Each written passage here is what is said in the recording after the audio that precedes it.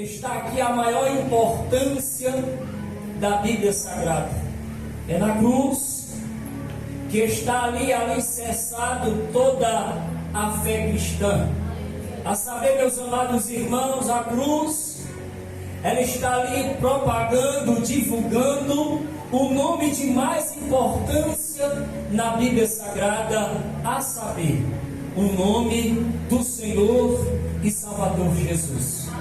É através da cruz, e é na cruz que está ali fundamentada a nossa fé, é onde está ali alicerçado o ápice do Evangelho. Quando olhamos para a cruz, olhamos ali o cumprimento da palavra de Deus, a qual a Bíblia vai nos relatar que estava agendado na agenda de Deus, ainda antes da fundação do mundo, a cruz de Cristo.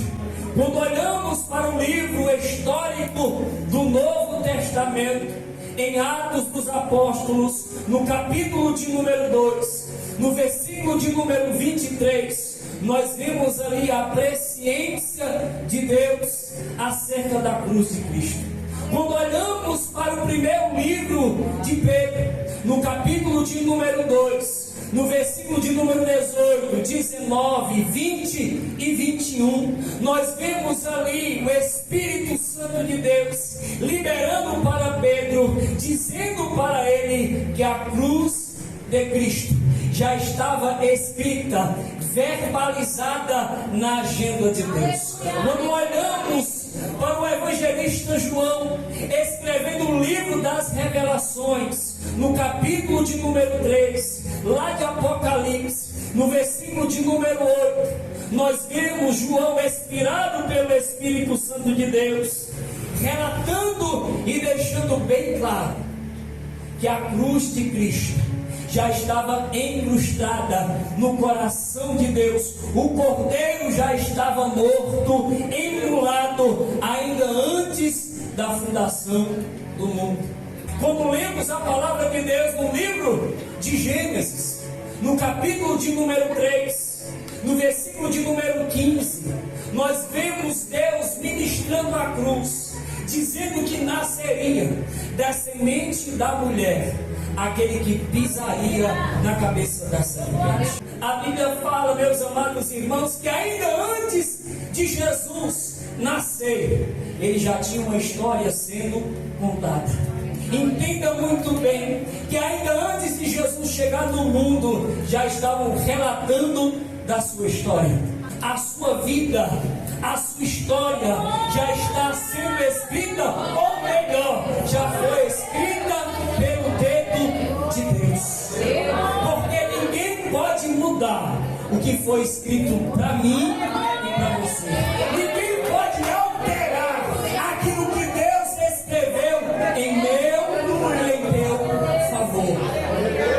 A Bíblia diz, irmãos, que o anjo do Senhor visita José, visita Maria e dá a ele uma direção: vai para o deserto, vai se esconder, porque quem Deus esconde, o inimigo ele não acha. Quem Deus esconde, o inimigo não encontra. É lindo saber, irmão, que quem persegue fica para trás, mas quem tem promessa continua perseguindo. Herodes perseguiu e ficou para trás, e Jesus, que tinha promessa, tinha propósito, continuou crescendo. Olha para essa pessoa que está do teu lado, o propósito ainda está de pé, vai crescer em nome de Jesus. Olhava para a vida daquela criança de 12 anos, cheio da presença do Senhor, e não entendia como que ele tinha tanta sabedoria. Às vezes as pessoas ficam a se perguntar: não tem leitura, não tem faculdade, mas o Senhor que dá graça também dá conhecimento. O Senhor que dá graça também dá conhecimento da palavra de Deus. Ele não errou o endereço. Eu não sei a rua e o número da tua casa, mas eu sei que naquele lugar Jesus ele não errou o endereço. Ele foi ciente e convicto, é nesse que tem o propósito para vidas serem salvas no nome de Jesus. Jesus ali, irmãos, nos últimos momentos de vida, Ele chama os seus discípulos, aqueles que estavam com Ele em todas as horas, em todos os momentos, para orar. A Bíblia vai nos falar que eles não suportam, eles dormem. Jesus ora uma vez, volta, pega os seus discípulos dormindo. Jesus ali desperta os seus discípulos, repreende e volta para orar. A Bíblia vai nos dizer que novamente Jesus Cristo volta e encontra os seus discípulos dormindo novamente. Mais uma vez Jesus Cristo volta para orar. Quando retorna, pega os seus discípulos mais uma vez dormindo e Jesus diz: basta. Nem todo mundo, irmão, vai conseguir suportar a sua luta. Tem momentos que vai ser só você e Deus e mais ninguém. Jesus tinha 12, mas na hora que Jesus Cristo mais precisava, nenhum deles estavam ali dispostos para orar. Jesus, ele é condenado de forma injusta, de forma incoerente. Aquela via sacra, aquela via dolorosa, 3 horas. São 3 horas, meus amados irmãos, que dá para a gente entender. Jesus tinha apanhado, Jesus tinha sido esbofeteado, Jesus tinha sido cuspido, Jesus ali tinha sido escarnecido, chicoteado. Jesus já havia mais de 24 horas sem se alimentar, sem beber água. Mas Jesus ali, em nenhum momento, ele desistiu de carregar aquela cruz. Em nenhum momento, mesmo cansado, mesmo abatido, mesmo sangrando, Jesus continuou, porque a Bíblia vai nos falar, versículo de número 17 de João, e eu começo a ministrar nessa noite. E tomaram eles, pois a Jesus, e ele próprio, carregando a sua cruz. Ele não estava levando uma cruz que pertencia a ele. Ele estava carregando uma cruz que pertencia a nós. Quando olhamos, irmãos, nós vemos que Jesus, ele não desistiu.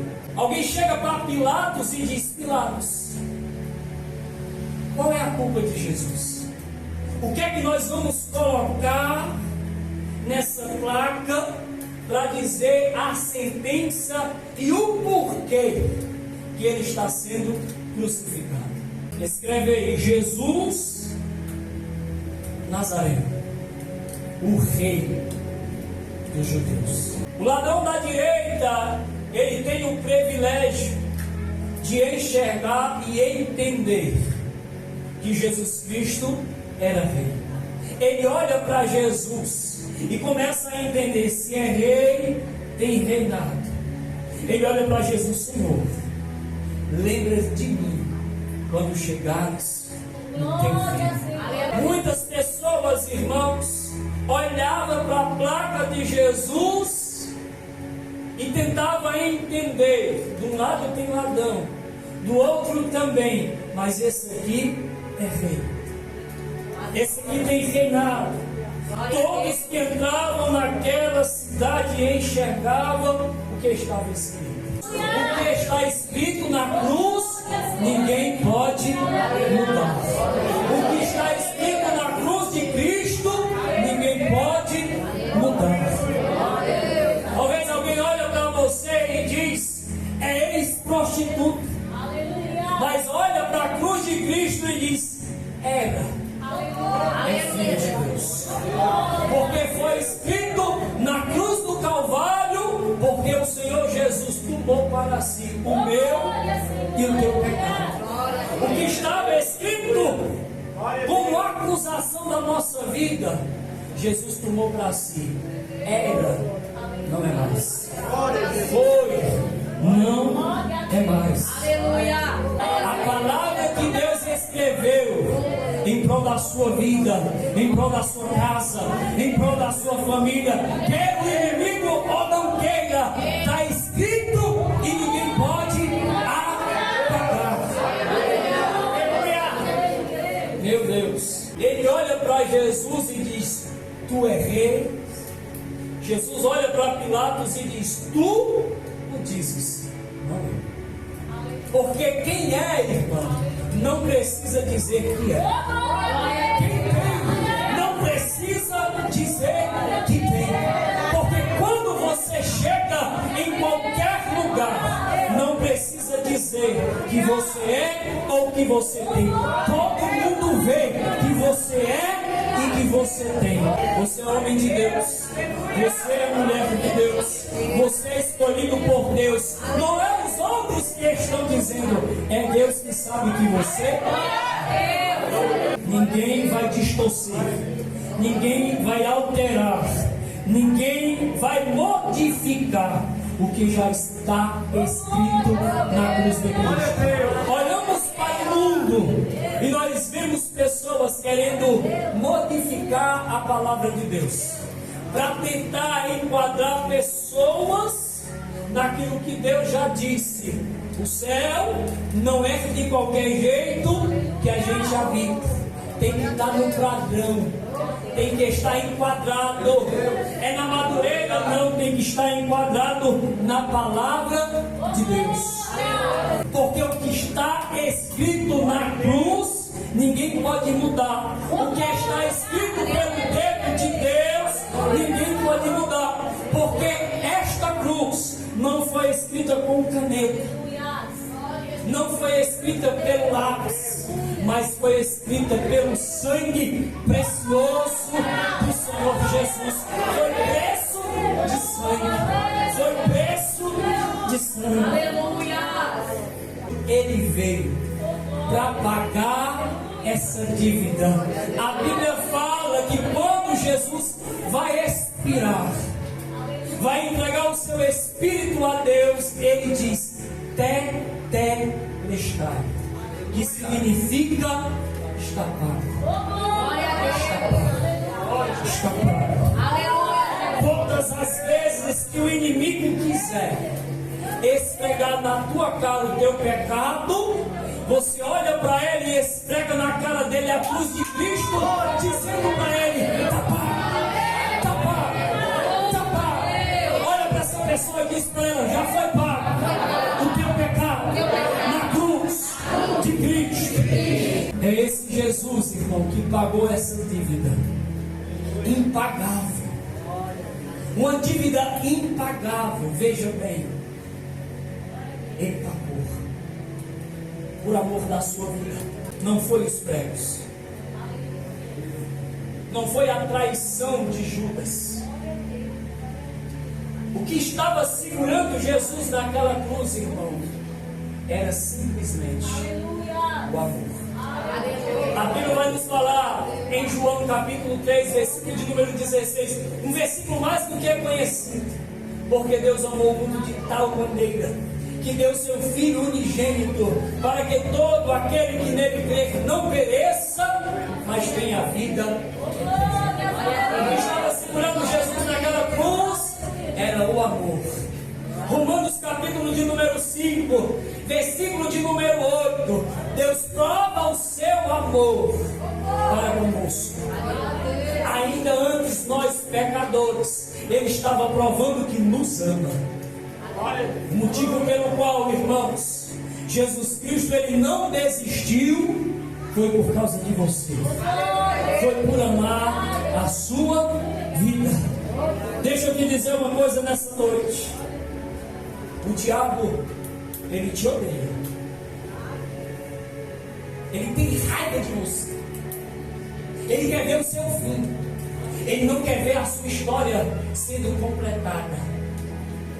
Mas ele sabe muito bem que Jesus ele nos ama.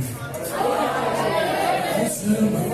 E por ele nos amar, nós temos a certeza que em todas as coisas nós seremos mais do que vencedores em Cristo Jesus.